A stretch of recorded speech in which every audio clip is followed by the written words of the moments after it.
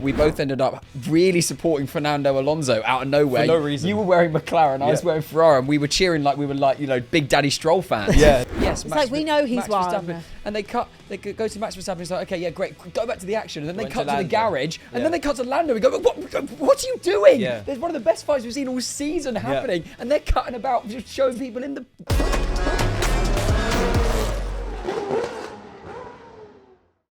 Hello and welcome to the On Track GP podcast. I'm joined by Matisse and Joe to dissect everything from Interlagos. You guys were covering the race. Honestly, the way that my brain can't switch between sports is mad. We had a lovely time. We sat right there on that sofa. Yeah. We both ended up really supporting Fernando Alonso out of nowhere. For no reason. You were wearing McLaren, I was wearing Ferrari, and we were cheering like we were like, Big Daddy Stroll fans. Yeah, literally. But it was great, actually. Yeah, the beginning of the race and was the end. Amazing. Absolute the end of the race, carnage. amazing. The middle of the race, a little bit sleepy. But no, I don't think we saw Max really. At one point, I think it was like a ridiculous amount of seconds it built up, and we just saw him at the end. Yeah, he did well. Pretty much, that was it. Basically. But yes, it was an exciting start to the race. Not a great day for Ferrari. Yet again. No. Let's not talk about it. It was all unbelievable. Initially, so Charles Leclerc doesn't even start the race. He came out, initially thought it was a hydraulics thing, but then after in his post-race said that basically the engine cut out, the back wheels locked up for a safety thing, which seems strange that the back wheels lock up as a safety thing. Yeah. And he sticks it in the barrier. He tried to get the car going again, did 20 meters, but couldn't get any further, and then hopped out and sort of ran what looked like through a jungle to get back. With the photographers. Yeah, I mean, absolutely heartbreaking. Really, genuinely awful. Couldn't have been any worse for Charles Leclerc, not even to start. And he just looked so defeated. He came out and said that basically it's a season to forget. He's going to do what he can for the next 2 races, but he's already looking ahead. And I don't blame him. I mean, he's been put through the ringer this season, and hopefully next year he can come out and do a little bit more, or be supported a little bit better, because we know he has the ability. Yeah, 100%. Yeah, Ferrari just, Sainz as well. Not really. He's 6 yesterday for him as well. Just sort of there. Just thereabouts, not really making any sort of impact, never really threatened to be anywhere near podium positions, considering obviously who finished in 3rd position, which we'll give a lot of praise to. You would have thought that, Ferrari would have been able to put some pace together and maybe catch up, but no, not really. So pretty disappointing day for Ferrari in the end. They've got a lot of work to do over the summer, don't they? Equally, not just in terms of the car, because like we said yesterday, it was a hydraulics issue, but also in terms of strategy. We know that that's a long time issue, despite changing their team principal. It looks to still be going on. Even Sainz yesterday was quite a slow pit as well, which didn't help him out much. It was just sort of, I've fair quite a few of them by the end were just sort of in their own race. Nobody really within DRS apart from the big fight, which I'm sure we'll get to. But yeah, in terms of Ferrari, it's just kind of been a bit of a, I mean, we're going to end up, hopefully we'll hold on to 3rd, in the constructors. But it's just been a bit meh. Underwhelming. Very Definitely. underwhelming. This is a team for the last couple of seasons that have been expected to challenge for the title, especially maybe not this season, but definitely last season. Well, the start of last season, they were well up there. They were really pushing. But they just can't put it together. I don't know what, is it just the pressure of managing the Ferrari? car this year has been. But is it for the team principle wise and the whole team? Is that just the pressure of working at Ferrari, or why are they making so many mistakes all the time? It definitely comes with a sense of like, we are Ferrari, we're the most most famous team ever to be in Formula One. And the pressure and the expectation that comes with that, and we just haven't handled it. We haven't won since 2008, which is crazy.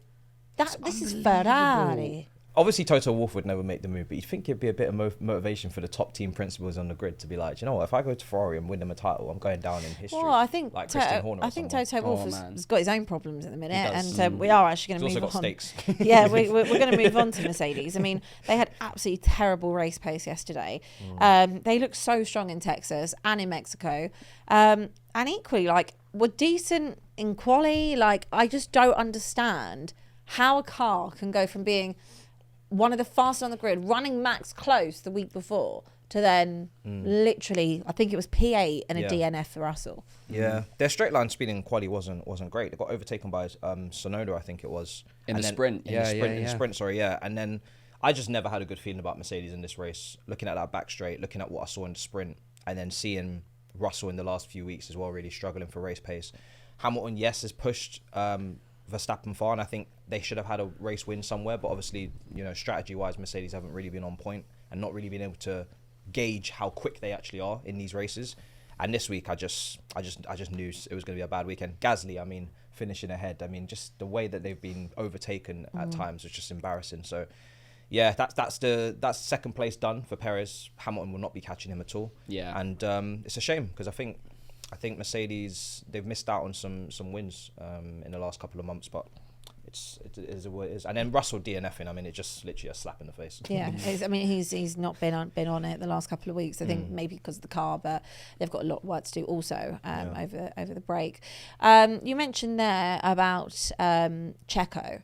So I think we'll fast forward to what happened at the end of the race. I mean, Checo and Alonso, it was a proper old school battle. I loved it. It was amazing, and I loved it as well because it was. And Alonso came out and said, it was an amazing fight with Checo at the end there. Really aggressive, but really clean. Yeah. And I love that. I mean, Alonso is one of the all-time, greats of the sport. And at 42 to still be doing what he's doing.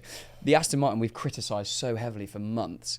It suddenly seemed to have some pace this weekend. But for him to keep Sergio Perez in that car behind for so long, and for the way that it sort of dramatically ended, it ended up being half a tenth that he gets it. I mean, it was amazing. It was proper Racing. Formula One. Loved those last sort of 5-6 laps. Yeah, it was so good. I was sitting there thinking, like, you have DRS, like, just go for it. And I do think that sometimes Checo has been a little bit more cautious when it comes to actually overtaking this season. So when he finally did it, I was like, God, you need this, we need this. And then it was like, oh my God, I cannot believe you can't defend it for one lap. Yeah. Jamie was losing his mind. Alonso had defended it for so long, and it's like Checo's got in front, and then he's just damaging. He's done it. Well, we saw that happen in the sprint quite a lot, where in the first DRS zone, somebody would overtake, and then into the second, after the S's in the second DRS zone, they'd get the position back, and that's exactly what happened on the last lap. But and then Checo should be able to defend it for one lap. Correct. Listen, Alonso got a great exit. And I don't know if he did it on purpose, because we were talking about it on the watch along, like maybe Red Bull have planned it for the last lap to leave it late. So then obviously Alonso can't respond, and then they can go and finish in the podium positions. Alonso responded. But that second DRS zone, that's why I enjoyed it in the sprint, because it did make it more interesting. You had to line up your car on the exit perfectly, or you were going to get done, and that's exactly what happened. And then that finish, I don't know if Alonso just started going more towards the... I think he went a little bit... I think Checo went wide at one point, and it just allowed the space. Yeah. But I still don't think, even... I know it was close. It's half a car length, if that. But I just don't think in a Red Bull, if you DRS someone, you're in front, you've got one lap to go, the amount of pace you have in that car, you should not have, however good the driver is, you need to make sure you finish that race in P3. You do not give that pace back to Alonso. The way that he defended was one lap. One lap. I enjoyed it. And we nearly missed it. Because there's some stupid rule in F1 where they have to show the winner crossing the line, which is okay, great, fine. Like, yes, it's we know he's won. Verstappen, and they go to Max Verstappen. It's like, okay, yeah, great, go back to the action. And then they cut to the garage, and then they cut to Lando. We go, what are you doing? Yeah. There's one of the best fights we've seen all season happening, and they're cutting about, just showing people in the audience watching. It was actually insane. It. There must be a rule on that, because there's nobody with any common sense that says, Verstappen, who's like 18 seconds down the road, we must catch that. We must catch Lando, who's a further 20 seconds down the road from third. It infuriated us. We were all screaming it, because you think, like, okay, fine, even if you just show it 3 seconds him crossing the line, okay, yeah, he's officially won. We've got an unbelievable fight going on, the best fight all race that we've had. And we're missing it. And we nearly missed the end of them going literally the one photo finish we've had all season. But we did see it. Do you know what they need, though? There's so many things in F1 that they need, but they need split screen. Oh, mate, bring the box out. Just get a little mini. Do like Red Zone on NFL, like multiple things going on at the same time. It's not like they haven't got the money or the cameras to do it. Or they want to show Max, give him a third of the screen, give a third to Lando. 100%. The funniest part is, you don't even see Max. Like, from as soon as he gets out on that second lap, as soon as he's overtaken or, he's gone P1 if he wasn't already, we literally don't see Max until he crosses the line. So maybe that's why they do it. There was a point where Lando was close, wasn't he? Yeah, for a very short amount of time. That didn't last. It was a nice moment. Yeah, I think Max was just playing. But he had an amazing race, go from 6th to 2nd. He did. And to have the gap that he had on third was just, those two were a different yeah, class. different Yeah, class and I today. think this is why we say all the time that we expect Lando to end up at Red Bull at some point. But I just want to go back to Checo for a sec, because we are very harsh on Checo. I guess it was a good race for him. It was a good drive. Would have been better if he would have got P3. Yeah. But have you had any more faith restored in him that he should definitely be in that seat next year? Oh God, no. Short and sweet. Yeah, I agree. I think he will be, because Lewis hasn't closed the gap on him. I think if Lewis gets second in the constructors, there'll be a lot more questions asked. But he's done what he had to do in the Red Bull, which is come second in the constructors. It's been ugly getting there, but he has done it. So it would be a strange decision, I think, for me if they do get rid of Checo, because he's not been bad enough. It's not like he's finished fourth in the constructors with that crazy car.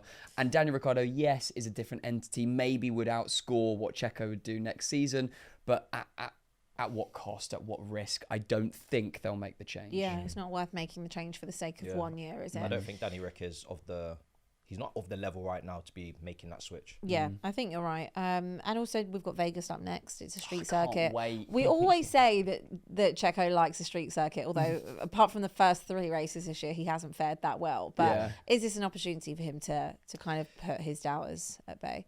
The only thing that would put his doubters at bay at this point is a race win, in my opinion, because second has always been the expectation. But we know that a win is highly unlikely. It's actually something Lando said yesterday. He did get a couple of wins earlier on in the season, and in a new circuit which no one's driven before. I know they've had the simulator and it's incredibly accurate and whatnot, but Max has never driven here. So if there's ever a chance to try and capitalize, it's now. You know, everybody's starting from the same. Well, those two are starting from the same kind of point, which is they've both never raced here. They both got the same car, so he should be able to try and compete. It's not like the Red Bull should be electric. Yeah, on that straight, which Vegas. goes on forever. Yeah, the 17-mile straight. Yeah. Down the strip of Vegas, which is just mental. It's going to be an absolute mental race. I'm so not excited for the start time, 6 a.m. UK. No. But I think, yes. Because if he finishes second, like, has he proven anything? It's not really, in my opinion. This weekend? He should be second anyway. I think he should be second every single race, to be honest with you. Yeah, second but or I think third. when you got Lando Norris and that McLaren's looking good. Mercedes at occasional tracks. Yeah, but second or third, I think both. I think obviously we're including Max as like always a first, for example. So that second and third podium position should either always be Perez, either P2 or P3, because of how good that car is. Yeah. I'm not disputing at all. Lando should be up there. Absolutely. We all know, we all love Lando. And, you know, what he's managed to do in the McLaren is incredible, and how good that car actually is in terms of race pace too. But I do think that you can't have 2 drivers in the same car. I know one is maybe built a bit more towards Max, but as an experienced driver, Checo should not be finishing any lower than P3, in my opinion. He shouldn't be. No, he shouldn't. Not at all. So yeah, we'll see. Can't fight that point of view. Can't fight the feeling. For me, unless he has an incredible year next year, he's leaving. Well, he's out of contract anyway, isn't he? And we've got a lot of moving parts coming next year. Yeah, next year will be the silly season over summer. Next year is going to be wild. Definitely. How many contracts are running out? A lot. Half the grid or something. It's mental. Like, we've got so much change going next year. It'd be really interesting. Exciting. So wait, did Hamilton sign a 2-year deal? 2 years. Yeah. And he'll be staying where he is. A rolling contract. Yeah. So then when Lando leaves McLaren, 3 SIM card or something. Lando is going to Red this Bull. is like Vodafone. Do you know what I mean? Because then when Lando leaves McLaren, potentially Hamilton goes into that McLaren. That would be the dream. You never know. Yeah, you never know on a 2-year deal, maybe not. Alonso, though, we mentioned him before, but I mean, what an ending! I mean, they're still fighting the old dog yet. Love it, absolutely love it. I mean, the whole race, he was fantastic. We know the Aston's not been so good, but he just. And even Stroll actually did pretty well to where did he finish in the I mean, fifth? he started. Yeah, he finished fifth. P5. I mean, he qualified P3. I know we obviously had the storm. Maybe that there's a lot of cars that certainly helped out. Yeah, but no. I mean, Alonso. I mean, amazing. Just showing that he at 42 is probably still one of the top 3 drivers on the grid. And you know, it'd be so interesting if you put him in one of those top cars. Put him in the Red Bull, or the McLaren or something. It'd be so interesting to see where he'd be sticking that car. But amazing, and you just love to see it. Yeah, love to see 100%. that. And especially when those Aston Martins off the line were so slow. oh my God, they both forgot to press down. On the restart, it's like 3, they 2, didn't 1, even go. press the button. Like, oh, should we press the accelerator now? Like, it was actually... Because who had it? That was Leclerc. Leclerc was the one that went out. So then obviously Stroll went into the new position, and it was honestly like seeing a tractor at the start of the race. I think I think actually they leave a gap. They left the gap, isn't it? So they leave the second place. So so it's actually Alonso had a huge. Yeah. He was almost, he had the Clear inside path. line, so Yeah. he could have been quick, but Didn't move. didn't work out. But he made it in the end. Still got made got it. third. Yeah. We had a lot of DNFs yesterday. The grid only went up to 14. I love it when that happens. Obviously, there were issues all over the grid. But Charles Leclerc, Alex Albon, Kevin Magnussen, Zhou Guanyu, Valtteri Bottas, and George Russell all had a DNF. Or did not start in a Leclerc's situation. Because of that, it meant Oscar Piastri and Danny Rick were pretty much out of the race. They were anyway. a lap down. They were a lap. Oscar was 2 laps down. Yeah. So it did cause a whole lot of commotion, didn't it? Who is at fault? Is it Alex Albon? Is it K-Mag? You see it from both ways. I think it's one of those where it just got really stacked. I think I'd probably slightly lean that if I had to plant the blame at somebody, I'd probably say it was Albon. But you can argue the other side and say that it was K-Mag's fault by squeezing. So you can see it one way or the other. I think, to be honest, I wouldn't lay fault at anybody. I think it's just one of those where they've all gone, oh my God, this is a chance, and it's just a really bad racing incident. Yeah. By the way, that flying tyre. Oh, yeah. Ricardo did well to just dodge that, didn't he? If that lands on his head, lucky he would have had the halo.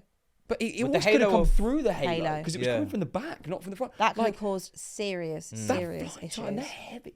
God, I mean, that was really, really, really scary. Yeah. Went into the chassis, thankfully, didn't it? But everybody walked away. And was Yeah, okay, everyone walked away okay. Yeah. But of course, Danny Rick and Oscar Piastri, they had a lot of issues with the car after that. They had to kind of get it fixed and got penalties for doing so. So it was a bit unfair because wasn't their fault. But hey ho. Bad day for Alfa Romeo, bad day for Haas. Just bad day for everyone, really. Bad day for everyone at the bottom, really, wasn't it? I mean, Yuki Tsunoda managed to P9 nick a point, didn't he? Yeah, P9 managed to get 2 points. Logan Sargent still missing out though. He got P11. Nico Hulkenberg P12, and then there was Danny Rick and Piastri. So again, Esteban Ocon, he had a difficult weekend as well, to be honest. I think the Alpines have still been pretty disappointing. They were penalised as well for holding up cars in the pit lane along with George Russell and Pierre Gasly. I feel like Alpine have just been extremely disappointing this season. They've just been a bit meh. That's like Ferrari. Ferrari for me more so disappointing and underwhelming, but Alpine meh. Because when I saw the way that Aston Martin started, and obviously now the resurgence of McLaren as well, there is really no place for them to go. But I think Gasly had a decent race. For him to finish ahead of Hamilton is good for him. Did well. We'll see. I'm looking forward to seeing Alpine over the summer because I do think they have a really good driver lineup. I think they're both very talented. The French connection and whatnot. I think there's potential there, but they just need to kick on. They need to fight for those spots because it's very competitive now. It could be that they do what Aston Martin did, because they've got all these new investors and that sort of thing. We know that there's two solid drivers there. I don't think they're 2 drivers that would actually set the world alight. No, they're 2 solid drivers. Yeah. Be very interesting if they pull out a good car at the beginning of the next season. They could make something happen. I think that's what we need. I think that's kind of what I was expecting maybe for this season. I didn't think they'd be so mid. I thought they'd be a little bit better. But then again, that's a credit to Aston and a credit to McLaren as well. Let's look ahead to Las Vegas. This is going to be interesting. I can't wait. 5 a.m. You can't wait. I am slightly excited. No, I think it's going to be the party maybe of the year. Are you even going to go to bed the night before? You're just going to come in here keep partying? No, I think I think you have to sleep before. Do you? Yeah, but mate, no, because it'd be finishing at like sort of 8 a.m. Yeah, it's like when we did Australia. Yeah, imagine we get a red flag. That's 9 a.m. We did in Australia. I'm going to see that Sunday. If there's not really any good games on football-wise, I might just stay awake. Stay awake. I can't even. I'm working that Sunday, so I actually physically cannot stay awake for it. But I will. And what I'm going to do, I'm going to record it.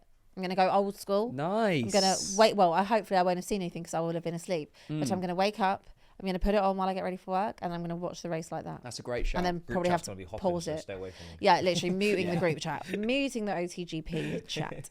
There's been a lot of disruption, though, reported to the city over construction of the circuit. Famous landmarks such as the Bellagio fountains, they are obstructed on tourists, and traffic being bottlenecked by barriers being put in place for the race. A lot of the footbridges on the city have been covered with film to prevent crowds who don't have tickets from unsafely staying on the bridges to watch. I mean, that's, I guess, fair, because what happens if someone does something silly and just goes over? Yeah. But it should be exciting. It should. Driving down that strip at like 300 miles an hour. Whew. Oh god, it's gonna. I think it's the before and afters, really. Like, just the atmosphere and the vibe. I just want to see what it's like. Obviously, it's going to be a party atmosphere. Obviously, the grid walk is going to be incredible. For Expensive. What are the Americans going to do? They're going to do something mental. They have to. They'll do something. Because this is their third race, right? Elvis impersonaters. Oh, they've got Miami, have someone. They've Dolly. got, you know, Brilliant. So they need to make this special, 100%. It'll be unbelievable. I just think like we aren't ready for quite how intense that weekend. Vegas is nuts anyway. Yeah. So Vegas with F1 is just going to be Holy out of this world. Can you imagine the money being spent in Vegas next? Well, there's some tickets for this Vegas race for the weekend. They're £1 million. £1 million to watch a race. And do you know what's funny? Because it's not even a race. You're watching that car drive past your area once. Yeah. Literally once every minute and a half. You get your hotel and food and whatever. And you and don't even see the car. But £1 million for what? It's unbelievable. Stupid money, isn't it? If you've got that much money, if you've got that much money, good Do for it. you. Good for you. Fair I'm play. jealous. Yeah. I'm really jealous. Billionaires just rocking up. Oh, it'll be every famous face in the world will be there. Oh, Lance Stroll and Lawrence Stroll. Big night out. Yeah. Big night out Sunday night. I think billions will be spent across that weekend. Billions. Great marketing for Vegas. I know. The amount of gambling that's going to go on in terms of like who's going to win the race and Oh, I'm really looking people forward that to don't know anything about F1. I think Stroll. Yeah, they're bet, all gonna. They're all Daniel gonna Ricciardo. People will put mental. Logan bets on, Sargent sure. back the Americas. It is going to be so exciting. And then I think it'll be a little bit of a break as we come towards the end of the season after that. After that, isn't it? Yeah. Yeah, man. Yeah, it is. Yeah. Yeah, we've got a little break now. Then we've got Vegas.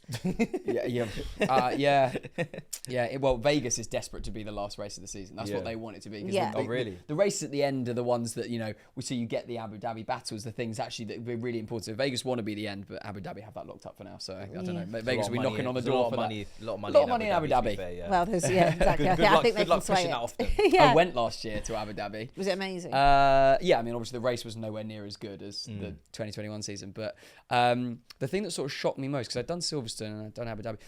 Abu Dhabi felt much less about the racing and much more about everything else that's happening. Like, who's going to this part? Who's going where? Right, we're going here. Where Silverstone was very race focused. Yeah. Abu Dhabi felt, and maybe also because there wasn't much on the line, it just much more felt like a bit of a who's who. A bit of a closing party yes, vibe. Yeah, exactly. Oh, fancy. Can you take us with you next time? I'm not going this year. I wish I was. Come I wish. on. Next year. Yeah. We'll put it in the diary. We need to get some money. Let's go and do it. Thank you very much, guys. Thanks, Matisse. Thanks, Joe. You have been listening to the On Track GP podcast. I hope you enjoyed it, and we'll be back for all your Vegas previews. I can't wait. Very excited. Very much so. Viva Las Vegas. You'll be singing. Defo. Full Elvis at 6 a.m.